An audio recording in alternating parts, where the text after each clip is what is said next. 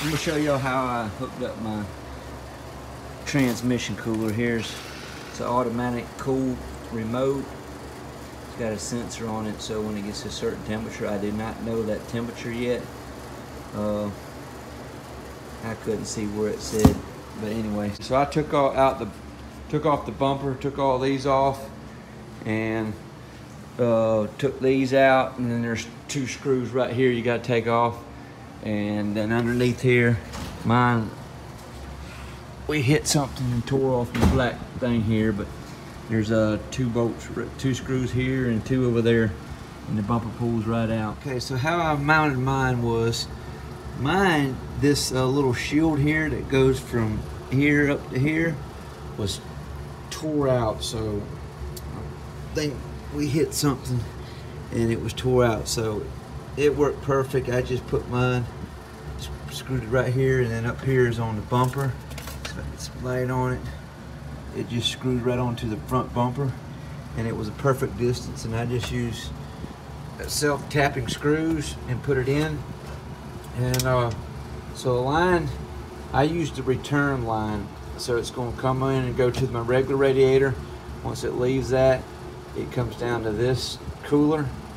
And so on mine was the coming out of the top of the radiator was the return line. So, and here's the sensor right here. Let's see if we can see it. Anyway, so what I did is I ran it in there, and then here's the exit. But what I did with my wiring, so right here I ran a wire up to my battery. And then this wire here is coming from the sensor, so that's a power wire, and it comes over and hooks to the fan here.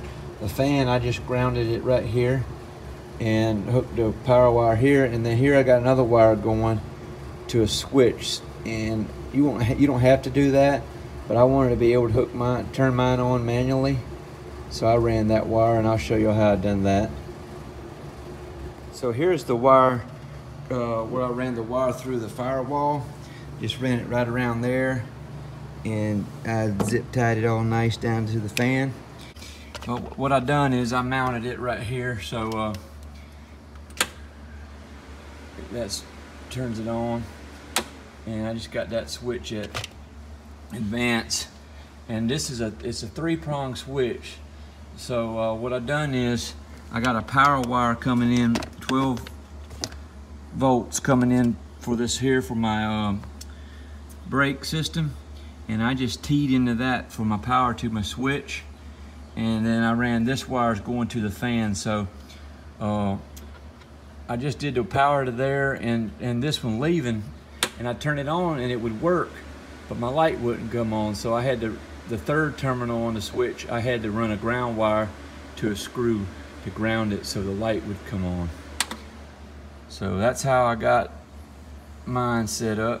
So to put that there switch in, what I done is I pulled this cover off. There's a screw here and a screw there, and that pull, actually you got to take this, there's a bolt holding this in, you got to take that down, and I did that so I could mount that where I wanted it, because there's a couple bars in the way, and I had to get it at the right spot there. And so that's the way I hooked it up, and hope that helps someone.